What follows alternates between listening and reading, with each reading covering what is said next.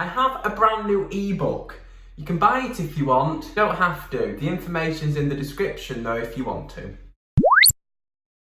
Hello and welcome back to the I Need Help with Maths channel. Today I'm going to be telling you my top 5 tips to get better in maths. Tip number 1 is to highlight your main struggles. Now it might seem quite easy me saying this, but you have to know where you're going wrong in order to know how to do the maths right. So get a piece of paper and write down maybe 5 of the topics, 10 of the topics that you really never get right in exams, and start with those topics. Then once you've practiced those topics, move on to 5 topics that you're okay at, and then keep doing that until you've revised every topic and you've got better at each one. Now tip number 2 is to take those struggles back to the basics. So go right back to the start of that topic and go through every key point, every question, every bullet point that there is in a textbook, everything that you can do on that topic, make sure that you've done it. Because the thing that you might not realise is that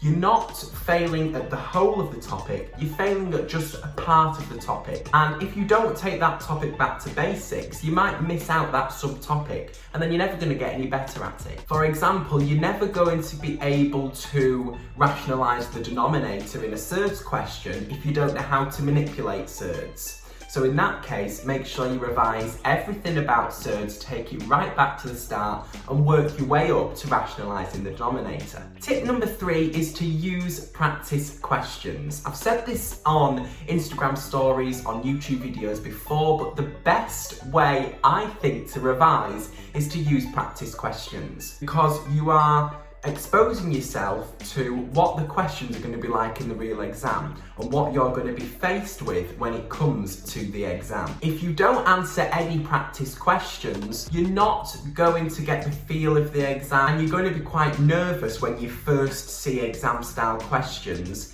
in the real exam. Answering practice questions also allows you to understand keywords, and if you answer many exam questions, you'll notice the style of how they're written and you'll notice what the examiner's looking for. Tip number 4 is to teach someone else. Now, I can talk about this tip from experience because I just used to talk to myself. What you need to do is, if you've not got anyone to talk to, like me, get a piece of paper or get a whiteboard. A whiteboard's really useful. Just do a question, but talk the question out loud, or read some notes out loud as if you're teaching someone else. That way, what you say out loud has to be correct because you're teaching someone else. So you can't teach someone else it wrong because then they'll know it wrong.